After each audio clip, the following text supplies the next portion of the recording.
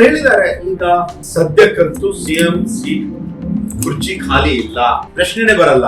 ಮಾಧ್ಯಮದವರು ಕೇಳಿದಾಗ ಸಿಎಂ ಕುರ್ಚಿ ಖಾಲಿ ಇಲ್ಲ, ನಾನೇ ಸಿಎಂ ಅಲ್ಲ, ಯಾವಾಗ ತನಕ ಸಿಎಂ ಆಗ್ತೀರ ಅಂತ ಹೇಳಿದ್ರೆ ಪೂರ್ತಿ 5 ವರ್ಷ ನಾನು ಸಿಎಂ ಆಗ್ತೀನಿ. ಯಾರಾದ್ರೂ ಇವಾಗ ಜನ ಆಶೀರ್ವಾದ ಮಾಡಿದ ನಂತರ ಸಿಎಂ ಆದ್ರೆ 5 ವರ್ಷಕ್ಕೆ, ಇವಾಗ ಶಾಸಕರಿಗೆ ಆಶೀರ್ವಾದ ಮಾಡಿದ್ರೆ 5 ವರ್ಷ ಕೆಳಗೆ ಹೋಗ್ತಾರೆ, ಕೆಳಗೆ ಹೋಗಲ್ಲ. ಸಿಎಂ ಅವರು ಕೂಡ ಇವತ್ತು ದಿವಸ ಅವ್ರು ಏನ್ ಹೇಳಿದ್ದಾರೆ, ನಾನೇ ಮುಖ್ಯಮಂತ್ರಿ ಇದ್ದೀನಿ, ನಾನು ಹೈಕಮಾಂಡ್ ಏನ್ ಹೇಳ್ತಾರೆ ಅವ್ರಿಗೆ ನಾನು ಬದ್ಧವಾಗಿದ್ದೀನಿ, ಅವ್ರು ಏನ್ ತೀರ್ಮಾನ ತಗೊಳ್ತಾರೆ ಮುಂದೆ ಇರ್ತಕ್ಕಂಥ ದಿನಗಳಲ್ಲಿ ಹೈಕಮಾಂಡ್ ಏನ್ ತೀರ್ಮಾನ ತಗೊಳ್ಳೋ ಅದನ್ನ ನಾನು ಬದ್ಧನಾಗಿದ್ದೀನಿ ಅಂತ ಅವ್ರು ಹೇಳಿದ್ದಾರೆ. ಮುಂದೆ ಆತರ ಏನಾದ್ರೂ ಒಂದು ಸಂದರ್ಭ ಬಂದ್ರೆ ಅವರು ನೋಡ್ತಾರೆ.